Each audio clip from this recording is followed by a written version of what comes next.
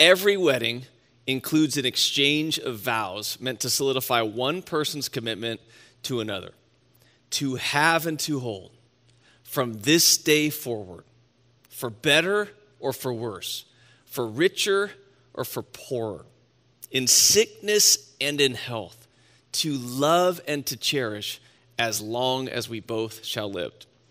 Now, all the words are always heartfelt, yet the true definition of those words is revealed in the life circumstances that follow.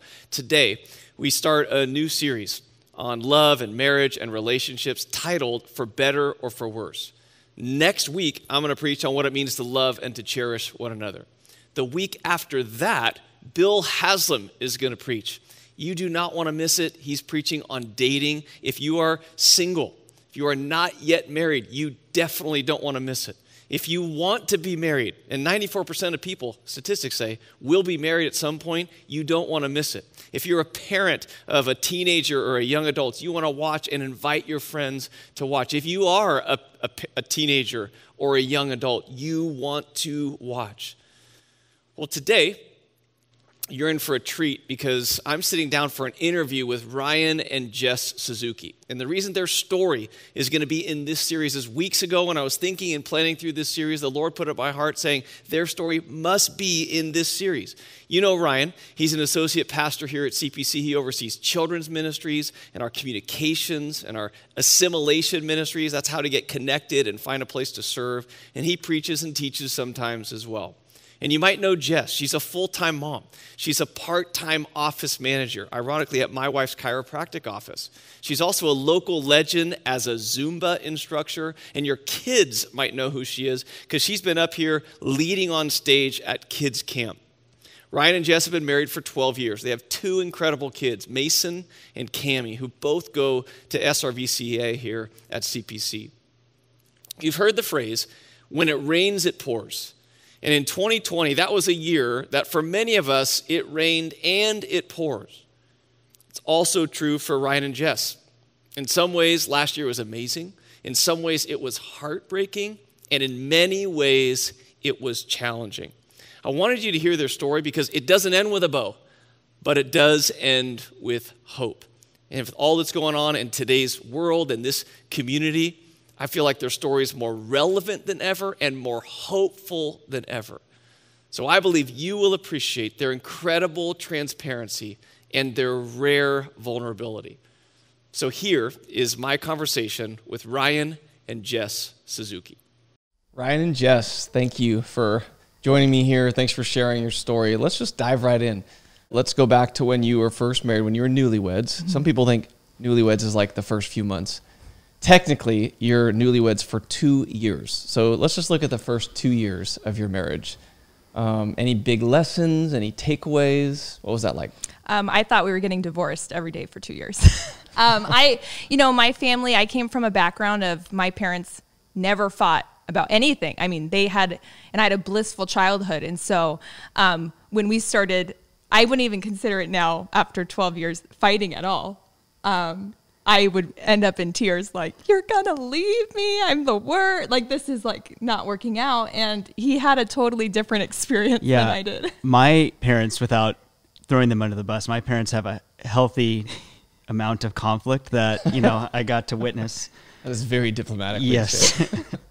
And so for me, Jess never actually expressed, it was years before she told me that she thought maybe I would divorce her. But for me, where Jess is struggling with, oh my gosh, we're fighting all the time. For me, I was thinking, I never fight with Jess. This is amazing. Oh my gosh, it's like, it's bliss. It's utter peace. So that's how it was. So how'd you work through that? Well, I just think through time and patience, and I think security, the longer you're married, the more you're like, oh, this is just being in a relationship. And mind you, we got married. I was 21. Okay. And now as a parent, we have like a 9-year-old and a 6-year-old. And I think of if any of them came to me and I'm getting married at 21, and I'd be like, oh my, that's so young. Mm-hmm. And so there was a lot of growing up just as an adult that was happening within the first couple of years of marriage. And then shortly after those 2 years, I was pregnant and we were going to be parents. Right. So that just threw you in the deep end. And it was kind of hope you can swim. It's going to be wild. So now you're 7 years into your marriage. Mm-hmm. and something significant happened that like rattled your cages, and you all of a sudden were dealing with something that you had never dealt with before, and quite frankly, you thought you never would have to deal with it. Yeah. And so what happened? So for me, it was really centered on my family. So 5 years ago, kind of like I talked about, I had an idyllic childhood. I could not, I can't, it's hard to even express looking back on it. Like, just my parents were in love. It was great. I have an older brother. I have a younger sister. We're all 2 years apart. I mean, I have a great family. And 5 years ago, it became apparent that my parents were separating.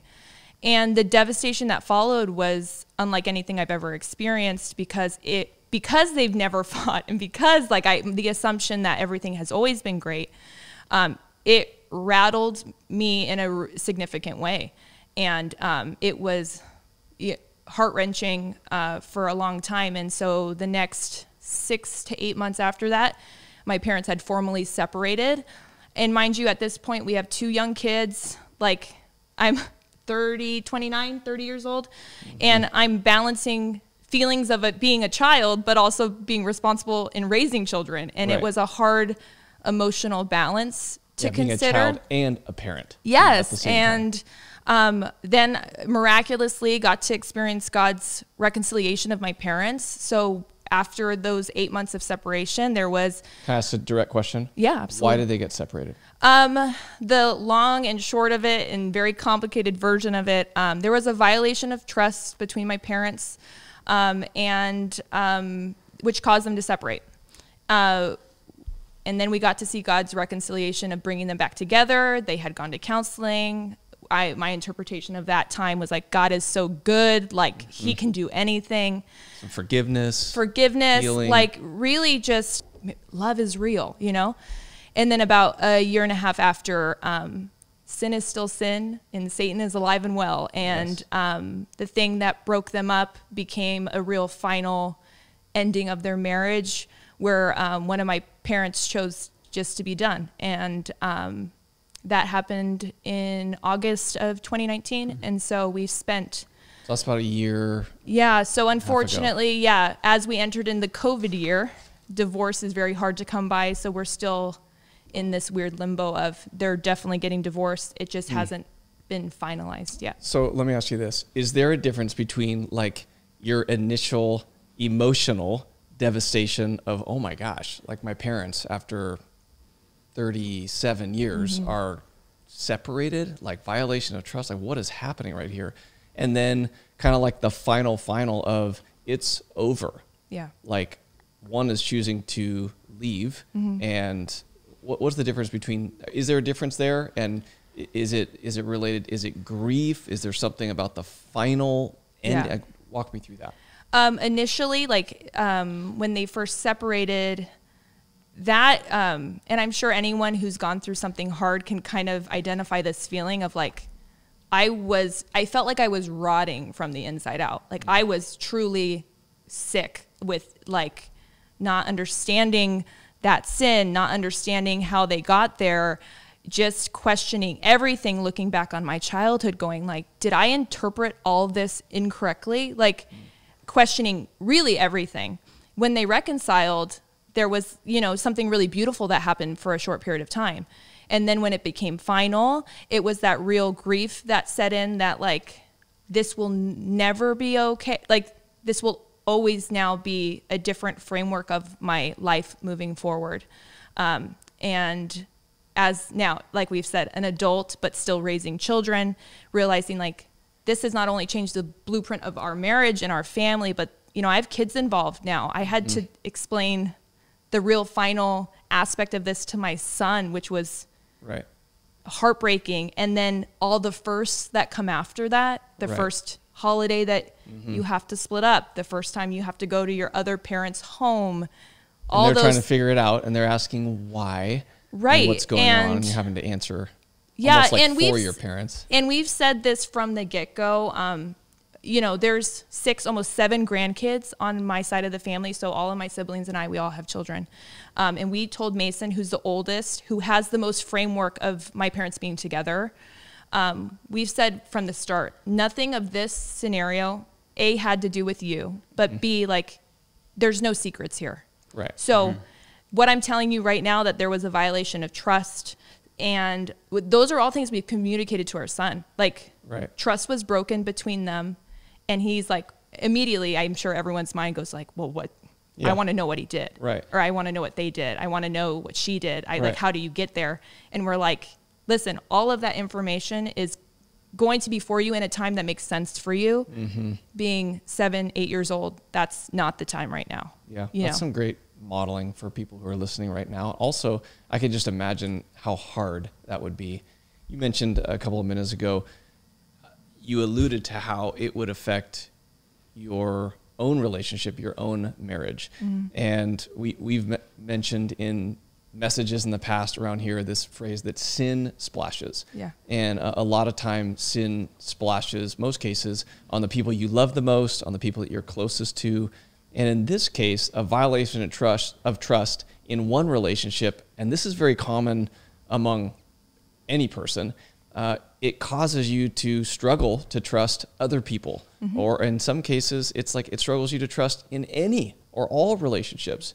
Specifically as it relates to your marriage, how did that, what happened with your parents, affect your ability to trust even Ryan? Yeah, I think he was able to be there for me in a way where it's like, I understand why you're feeling these things, but there was really raw moments where I fully looked and said to him, I don't know why people get married, and I don't know why you take vows if you can't keep them. And I remember looking at him going like, you and I both know you can't promise like 100% that this won't happen to you and I. Right. And that's hard because, you know, when you think about, you know, being married to Bridget and your vows that you took there, like, what happened to for better or for worse? What happened to mean those? And I meant as those. As long as we both shall live. Yeah, I meant those I meant those as much as one could at 21. I meant those. But then my parents did too. And then just something down the line, one of them didn't. And I'm going like, how do you get there? So what did you do when you found yourself struggling in ways that you weren't even volunteering to do it? It was almost involuntary response. You were struggling to trust Ryan. First of all, what did that look like? Oh, I think I went through like all the stereotypical things of like I looked through emails. I was like, you read his emails? Oh yeah, I was on Find My Friends. I said like, and I would call him like, why are you Find My Friends, like Life 360. Yeah, why are you at the Safeway? Like, and he's like, I'm driving past a Safeway. You know what I mean? And he was so calm about it and was never insecure about it, which provided such stability. And he looked at me and it was like, I have nothing to hide. And there was a comfort there where it was like, not only do I have nothing to hide, it is all open for you. And I don't know if he intentionally does this, but sometimes I feel like he leaves those things open. And he's like, just like, try it. Like, what? Let me ask you this, Ryan.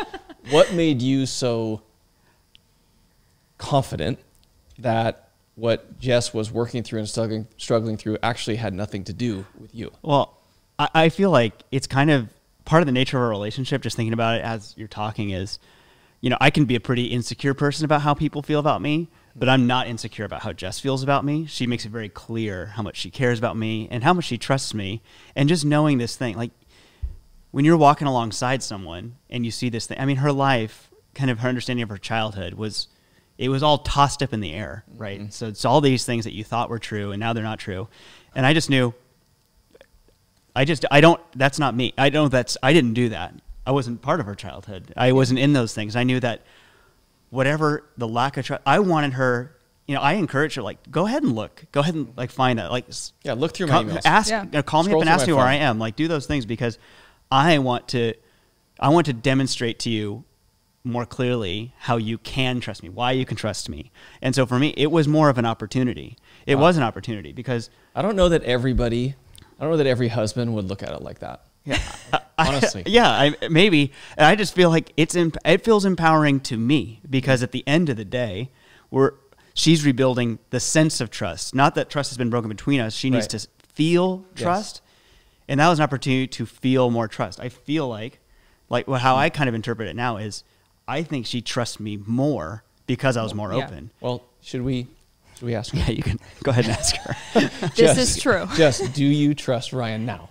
Yeah. And I think, the coolest thing that I think he did alongside just being like, look through my emails, girl, I got nothing to hide. Like, this is a safe. What helped you turn the corner over time? January 1, 2020, I get a Post-it on our bathroom, like the only bathroom we have, the mirror. Yeah. And it said, this is your year. And which is what I think it's funny because it's like, who knew that COVID and all this was going to happen the fall, through this year. That's all it said. It said, this is your year. And I'm like, you know what? It is my, you know what I mean? Like, yeah, that's right. August through December, like living through the real final moments of, my parents being not together, the first holidays we've had to divide things up. And come January 1, someone being like, I've seen the last 3 months and like, this is your year. I thought it was like, it's January 1, we all make resolutions and I'm feeling great. And then January 2, there's like another note on there. And I'm like, wow, this is cool. And he goes a week and I get a Post-it every week. And every Post-it, a love note, like ish. Yeah, but you don't seem like, do you write love letters? Like is that, I always find this thing like I've known you for a long time, and yet I like to say he's not a romantic, he's like a realist. And I think that's why these notes are really so special. Well, I mean, I love to love Jess. I love to make her feel good. I like to build her up, which she's feeling good. She is the fun one in our relationship. So if she's feeling good, I'm feeling good, inevitably. I mean, she's just going to lift me up. Happy life. Yes. Are you kidding me? And she drives that stuff around. So it's amazing. And I like to do that. I like to do that. But I know that she loves getting a note. Whenever I wrote her something, she'd love it. She lit up. Yeah. But I found it difficult to find a way to do it that felt good, authentic to me, and and doable. Right. A one sentence on a Post-it, sometimes not even a sentence. Okay, a thought. Yeah. And I just wanted to. And sometimes like Jess will be. I think Jess is amazing, and I think as often happens, we don't think about ourselves necessarily the way other people feel about us, and so I felt like I want to drive this home. Yeah. Every so 1 single week. day. Yeah. So 1 week. You're 1 week in, and how did that make you feel at first? I came in with like the 7th note and I was like, this has got to stop. You know what I mean? Stop. Well, because I think, and everyone can relate. So you resisted. Oh, of course, because it's so vulnerable. Because what I was feeling was like, this feels good. I know he wants, and it's being seen in a way like he knows I've been through hard times. In a way, I knew that he knew I needed it. And I am a spicy Latina woman, didn't want to admit that I needed it. And it caused me, and we all feel this, you don't want to feel like you burden someone with your mess. And I felt like, don't be obliged to do this for me because I'm a mess. Wow. And he kind of was like, you can say what you want, but and I knew, and for those who know Ryan well, like when the man's wheels are spinning, there's nothing that I will say or do to stop. To deter. Yes. Yeah. I'm a creature of habit. You're a creature, I'm a creature of habit. You are. I know you to be that. The notes kept kept the pile coming. grew. Yeah. So in the year of 2020, I got 365 notes that year. You got a love note every day for an entire, Well, and the love notes travel. Like if I'm in a different place, if we're, we went to visit my mom, there it is on her bathroom window. Incredible. Yeah. Okay. That's both convicting to every man watching, but also inspiring. I just have to admit that. But let's back up as those love notes started to pile up. Was there a connection between those notes and rebuilding trust? And if so, what was it? Yeah. What I was starting to feel, like I said earlier, I needed those notes. And the things that I was feeling in regards to my parents' marriage was, I had a parent leave. And as much as I'm a fully formed adult, there are moments in that experience where, you're looking at a parent who does love you and I love them. And I'm saying, choose me, love me, stay with, don't leave us. And what those notes were doing was really, an extension of Christ coming through Ryan going God seeing me and being like, I've given you someone who every day is choosing you, to love you, to pursue you, who sees you, who like in your mess and in your pain, that doesn't deter him and he's not going anywhere, and built me. And I say this candidly because it's true. You know, in the simplest way, my heart was completely shattered. Yeah. And note by note, he rebuilt the framework of like my heart now. Yeah. And there are no real words other than like completely overwhelming feeling of being loved so clearly by like Right. another human on this earth. Yeah. I told him at the end of 2020, I was like, I can't explain how much that meant to me to be loved by you that way. Yeah, it's also an incredible picture of the gospel. Like Yeah. someone doing something that every day reinforces, like, I see you, I choose you, I love you. It reminds me of Ephesians 1:4, for he, this is Jesus, for he chose us in him before the creation of the world. Like, how foundational is that to our identity? So let me ask you this, Jess. You have a parent who violates trust multiple times, chooses to leave the family. Yeah. How did that affect your relationship with God? It's hard, like, to explain because there's a parental figure, earthly parental figure, that breaks trust and that you don't really understand, like, the context of that parental-child relationship. Yeah. And, you know, I've been a Christian my whole life. That same relationship exists with, like, our Heavenly Father. I had to revert back, and this is like going way back in just my personal testimony of when I was 5 years old, I was diagnosed with an illness that lasted for a decade. And that decade was extremely hard and like formative years of my life. You know, we're talking 8 and 10 and 12 and 13 and 14 years old. And then it finally cured at 15. And the thing that I look back on that time that God taught me is like, don't you trust me? Like, I've healed you, like truly, like there was no magic your surgery, Heavenly whatever. Father. Like my body was healed through like God's provision in my physical body, 100%. So when this comes up again in a relationship with a parent or a hard time in our family, or I even think like we lost, you know, I miscarried between Mason and Cammie. When those things come up, I go back to those 10 years of feeling like where I was giving to God like my anger and my frustration and my lack of understanding. And God continues to show up like, don't you see me? Right. Don't you see that I have this and I'm writing this and I've healed you, you know, when you were 15, I brought you a child after a miscarriage. Right. Like, yes, your parents aren't together, but I will provide in the context of your relationship. I'm faithful. And it's building that. So of course those anger, confusion things come up again with, you know, my parents no longer being together. Now, Yeah. if you fast forward a little bit and basically thank God for the healing that he has brought, you're very open about the amount of peace that you feel right now, but that doesn't really mean the problems are all gone, right? No, yeah. There's peace in knowing that like God has authored this story long before I was in the picture, long before, you know, when they took, like God knew this when they took vows. Do you know what I mean? None of this surprises the God of the universe.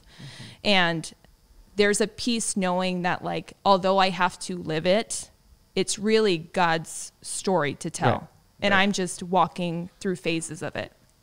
Well, I'm super grateful for one, at just your willingness to tell it with such transparency and vulnerability. In our conversations, Jess, one of the things that you said is you likened your relationship or your marriage to Ryan, like together you're like a ship and you're the engine on the ship, like you make it go. Yeah. But Ryan's the anchor Yeah. of the ship and of the relationship and your family and that sort of thing. So if you look back to last year and transitioning a little bit to you here, Ryan, you had something that you struggled with that you did not see coming. So this is all in the same year. Like you've got Jess's family kind of like breakdown and your extended family dealing with all of that, the trust issues, and then you're struggling with something you didn't really see coming, but there were some signs, and plus COVID, plus all these other things. Like, what was it, and what were the signs? Yeah, I can struggle in my life with anxiety. You know, I talked about even like confidence or all those things, but anxiety, I'm an anxious person. I like things just a certain way. And 2020 was certainly a year where you didn't get that. You know, you didn't get stability. You didn't get normal. You didn't get what you expected. You didn't get any of those things. And it's really, it has grown. I mean, that's always been part of my life. That's always there, and that's fine. Sometimes it's fine. It's workable. It's good.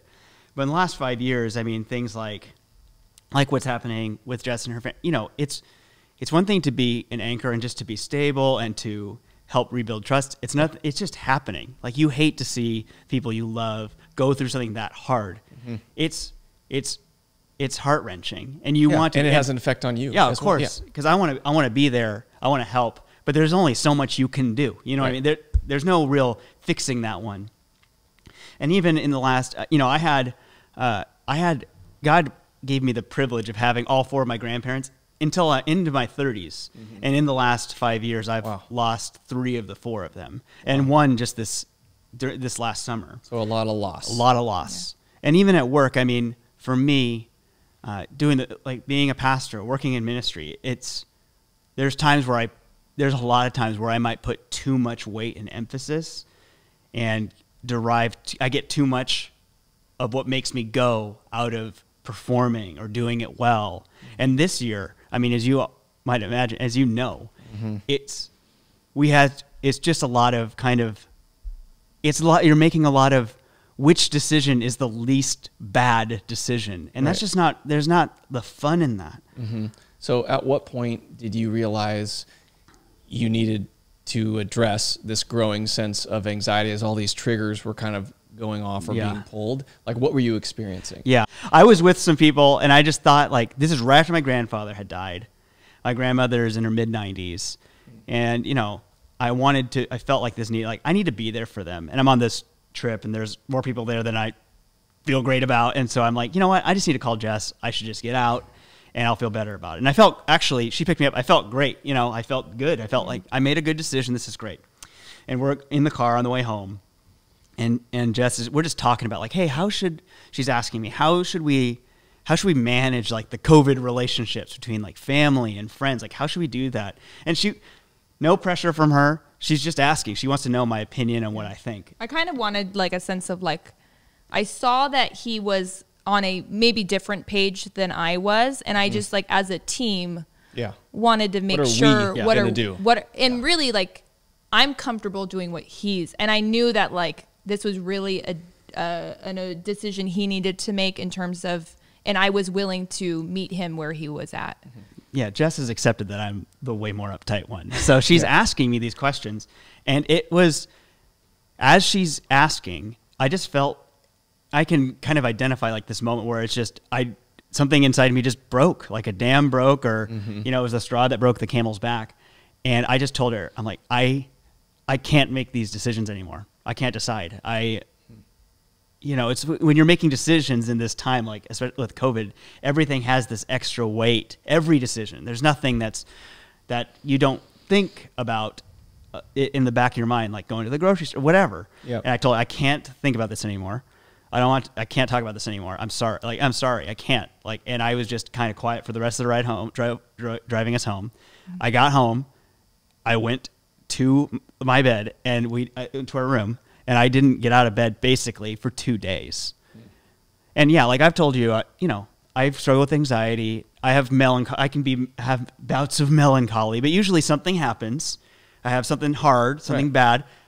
I go to bed and I'm back. You know, next day I'm good. And this time I was in bed for 2 days, and I felt like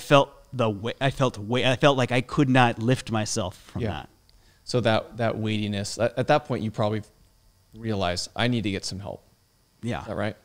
And then did you feel like you had waited a long time? Did you feel like it was just, that's when you knew? Or walk me through that moment. I mean, I spent that weekend really just thinking, like, whoa, what is, you know, this is not good. Mm-hmm. I knew we were, like, in uncharted territory, specifically with him. Because, again, his anxiousness isn't news to people who love him and know him well. Like, this is just part of his DNA. Yeah. and I say his best friend, and Ryan is a very like introverted, very close person. So that spot is only reserved really for one person. And I remember he ignored his friend Danny's call, and I thought, okay, that's not great. And there was a level of concern and just an awareness that I knew that this is probably a more serious thing than just being anxious. So were you resistant to get help at first, or? I mean, I knew I needed it.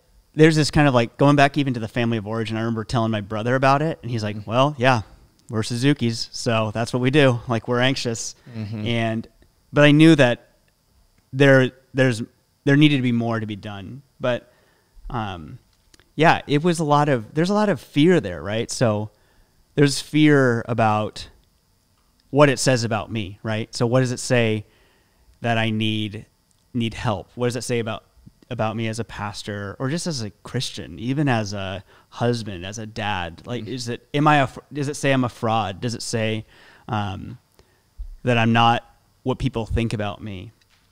And it was interesting because, you know, talking to my friend Danny, talking to Jess, like, I knew that part of the action plan was to get counseling. Right. And for me, like, when I think about people, Jess, I think, mentioned that she did some counseling. I think that my sense of people who get counseling is that they are brave, that they are strong, and that they are smart. That we all need help. We all need, They are. Yeah, of course. But So for it was me, for you, yeah. that I was weak, Right. that I was a fraud, and that I was not being tough enough. And so I knew I needed it, but it was hard to admit it. But one of those things, like, for me, like, it's like the notes. Like, for me, once I decide to do something, when I know that something's the right thing to do, or the good thing to do, or the best thing to do, Right. there's pretty much nothing that's going to stop me from doing it. So Right. it was just, once I made that decision, I couldn't call the counseling center fast enough. So you get into a counseling relationship, and it's a healthy one.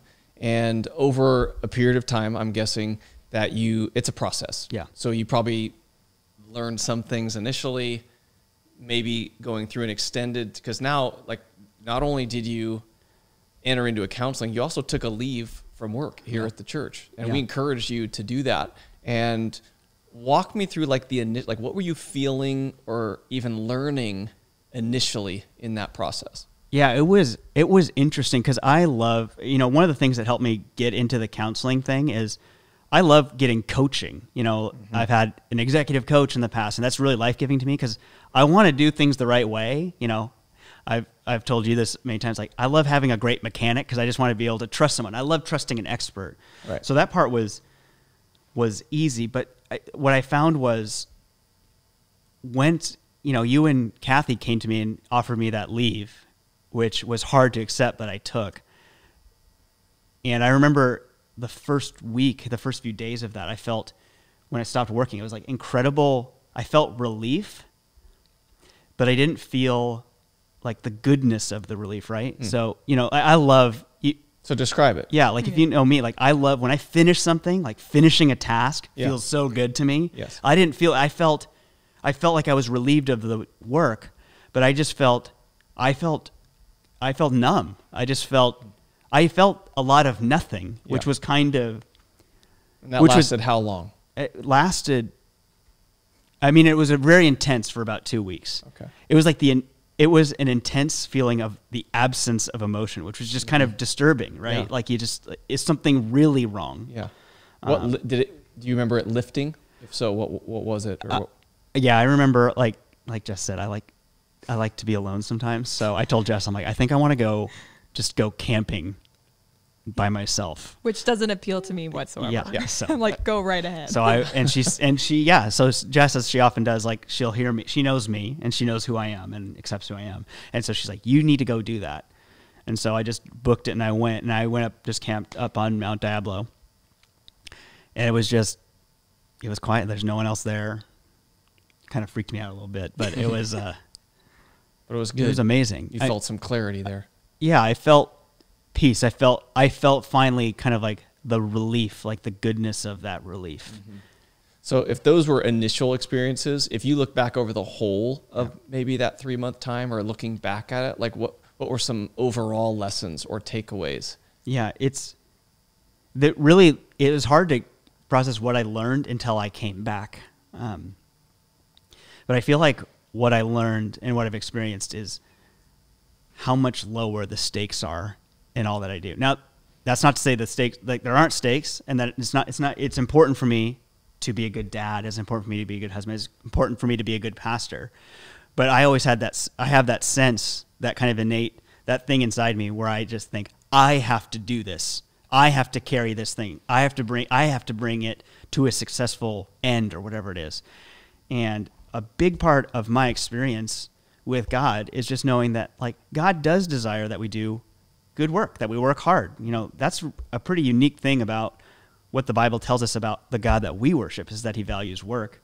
But at the same time, like that, the Bible tells me constantly over and over again that God is actually the one that produces the result. He's the one that actually causes the fruit to bear. Mm-hmm. And so now I feel more of, I'm going to go do work and I'm going to trust God to bring the results. And that's the best I can do. And when I really am living in that, it's just a relief. The pressure is kind of off. I mean, I'm going to go do my thing. I'm going to do what God's called me to do, and then trust him to do whatever he's going to do.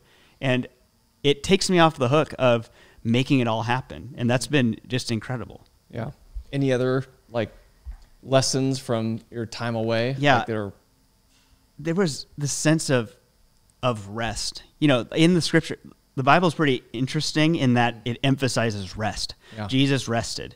God rested on the seventh day. Mm-hmm. There's this idea of Sabbath, of taking time. And really that's about trusting God while he's nurturing your spirit and providing for your needs. Mm.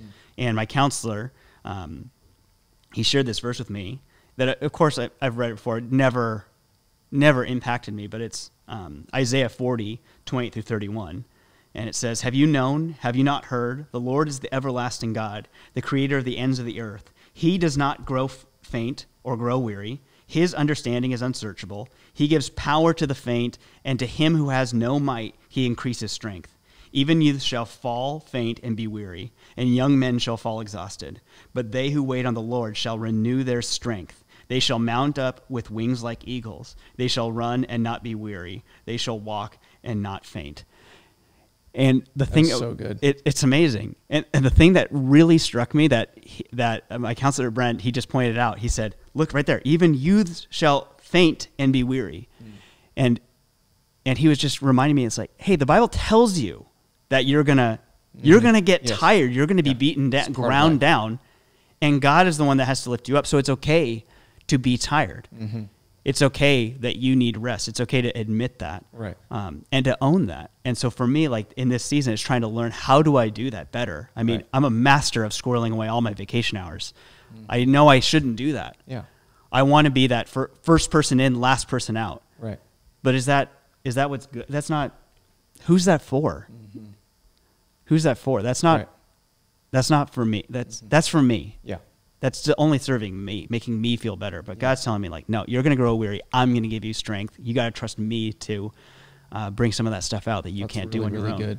So when you came back to work, do you have any concerns kind of transitioning back in? It's funny, like about a month before it was time to be back. So I started to kind of freak out because it's hard to tell what's changing, right? Like when you start, if you're like dieting or working out, like it's just hard to tell. Is anything changing? I thought, I don't know if I've changed. I don't know if anything's different. It's incremental. Yeah. And internal a lot of times. Yeah. And it's also, I didn't have any of the pressure pushing back on me to know. Like I was afraid that I'd get back to work and I would fold under the pressure immediately and I'd just be worse than I was before. Right. But I remember in that last month, a couple things. We had one of our friends told Jess, and she said, I think Ryan seems a lot lighter. He just seems like, he seems like things have changed. And it's a relief sometimes to have someone come alongside you and say, hey, you look different. Observe that. Yeah. Notice that. That was so empowering. And then the other part was just, again, it's that trust. It's just knowing like, well, God is doing a work, whether or not I can see it. And I just got to go and see what he's done. Those are great takeaways. I got a question about kind of you're going into that season, do you think, this is for the people watching right now, do you think that your initial hesitations of seeking help, getting into counseling, even taking a leave or any one of those things, do you think those hesitations are common among men? And if so, why? Yeah. I mean, yeah. Like what would what would you say to someone who maybe is experiencing some of the same things or could relate to what you went through and is experiencing some of the same hesitations? Yeah, I think on the one hand, I know that I know for me, I want to tough it out. I want to bear the burden. I want to push through, and I want to come out the other side stronger and better. Right. And a lot of times that just means just suck it up and go. For me, like, I just know I've seen the wisdom. Like, that's not the answer. That's not what's going to work. Right. Sometimes that will be okay. Sometimes you need the support. And actually, and you've seen this too. We've been in ministry and seen this. I've seen the destruction of that enough times, and now experienced it in my own life. Right. That if you try to do that and it's not working and you keep pushing, there's incredible destruction that can come from that. Mm-hmm. You can your life, I've seen people's lives implode because they weren't willing to just get the help that we need. I mean, that's right there. Isaiah tells out, they blow up. Yeah. What specifically are some lessons you've learned about the hope that we have in the gospel over the last year plus? I'm just always reminded that idea that Jesus he's going to bring it through. I can't make it happen. He's going to make it happen. And for my life, like, the gospel is that the work is done. Jesus has completed that work of salvation for my soul, for my eternity. And so that's one of those things that it lowers the stakes.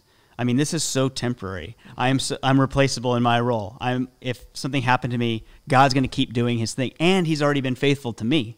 So he's been faithful to me. He's already completed the work. He's already done all those things. And so it just grew that trust. It just expanded on what that means. And now I get to look at that, and it's like, that's the goodness of the gospel, that I don't have to work for it.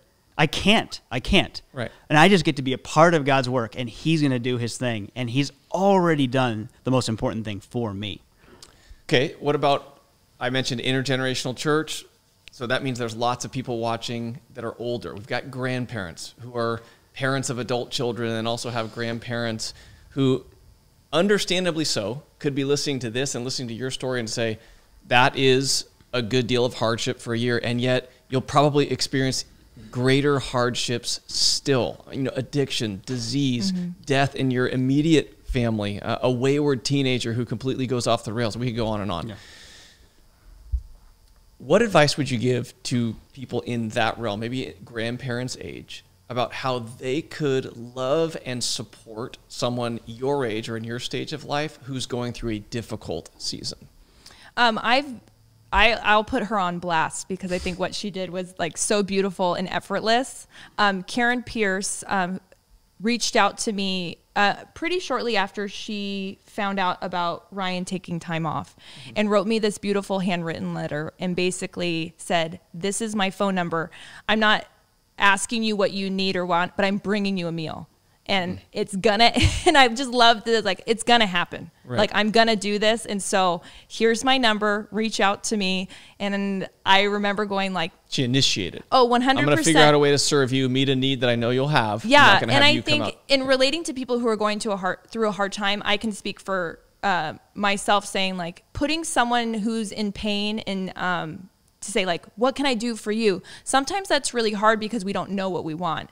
And it's hard to feel, to like let it all hang out there at the get-go. And so for someone to step in and be like, I don't need to know the details, but I can assume that it's hard.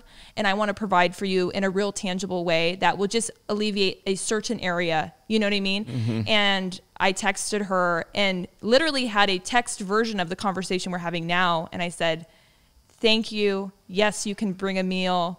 And then we started coordinating, and she did that maybe twice, 3 times, during his time off. And the best part was, it was like when she dropped off, and we're like inconvenient, Yeah. She lives out here. She came all the way to Castro Valley, dropped off the meal. It wasn't like, and I want to sit and hear about everything that's going on. It was like, no, it's just food, and it's just because I know you need it. And she was on her way. And it was kind of like this beautiful, like, blessing. And our kids looked forward to Karen meals all the time. Mason said it was the best broccoli he's ever had. That's awesome. So in our conversations over the last week, Ryan, one of the things you said is, if you summarized your relationship, there'd be a few words or a few principles that would summarize that. So could you share those with everybody? Yeah. So I think, like, if I was to sum up our relationship, like how it works is it's trust, transparency, and acceptance.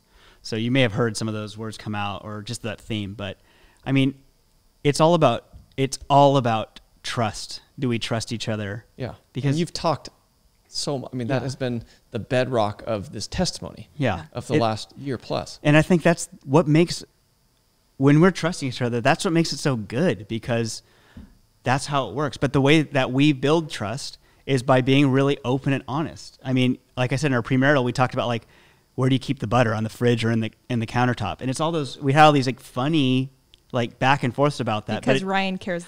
Because I care very much about those things. Where the butter is. And how a dishwasher is loaded. That's the most important thing. But we had those kind of silly conversations, right. But they laid the foundation to have all sorts of bigger conversations. So we're transparent. Like, sometimes we will call each other out if we're having a tough day as parents. But we trust where that's coming from. You need to tag out, I need to tag in. Yeah, thing. I'm always pleasantly surprised how little that seems to bother the other. You know, if I'm calling her out or she's calling me out, it usually does not become a fight on that. It's like, okay, like, I trust you. And then the other part, like, is that acceptance. Like, Jess accepts the fact that sometimes I like to be alone. She doesn't give me a hard time about it. Yeah, I heard something about what your dream would be. You want to share that? Yeah, my dream. It's like, but it's not just age, like, it's a constant state of dream. Oh, I love it. Yeah. I love to kind of be able to do my own thing, but Jess be completely alone. Be alone, but Jess is in the same house. You know, like, Jess is nearby. She's nearby. I'm gonna go into the ghost work. Yeah. Like, just like my presence is felt amongst the house. Yeah, I love just that. not that I'm right next to him. But we accept each other. There's, like, an acceptance. Like, with that trust thing, when Jess is checking in on me, like, making sure, it's like, I accept. That's hard. It's hard for her, and it's accepting that, and she accepts that I'm an anxious person that needed help, and she accepts that, and she pushes me forward, and those things, like transparency and acceptance, that builds trust quickly, and I believe it's just a very strong trust. I love you, and I love you. I love each of you. I love both of you. I thank you so much on behalf of our entire church family for sharing your story. I thank you specifically for your transparency and your vulnerability. I've been praying all week that your freedom of sharing this hard season of your story would enable other people to see how God is working and trust Him to make different decisions or moves in their lives. And so thank you so much. Wow, what a powerful story. Would you join me in a closing prayer for Jess and for Ryan and for you? Heavenly Father, we thank you so much for Ryan and for Jess, for their willingness to share their story with us. I pray your blessing over them, over their marriage and family, and I pray your blessing, Father, over our entire church family, every person who's watching right now, every age and life stage. And I ask, God, that by the power of the Holy Spirit, they would know that their identity can first and foremost be found in you, Jesus. You see them, you love them, you choose them. You are trustworthy. I pray that by the power of your Spirit that you would lead each person, whether we're married or single, whether we're a grandparent or a parent or a child, that you would lead each person to know what his or her response is to the story they just heard. Maybe it's to receive your love and your grace in relationship. Maybe it's to extend forgiveness. Maybe it's to find a way to love and serve and support their spouse. Maybe it's to take a step to humble themselves and reach out for help. Maybe it's to encourage someone close to them. I don't know, God, but you know by the power of your Spirit. I pray, God, that you would bless and encourage and teach us all through this series over this next month. I thank you for all the lessons you're going to have for us, whether we're married or single. And God, I pray that you would give us courage when you prompt us to act. We trust you, Father. I pray you teach us from your word, that you teach us from one another. We pray all these things in Jesus' name, and all God's people said, amen.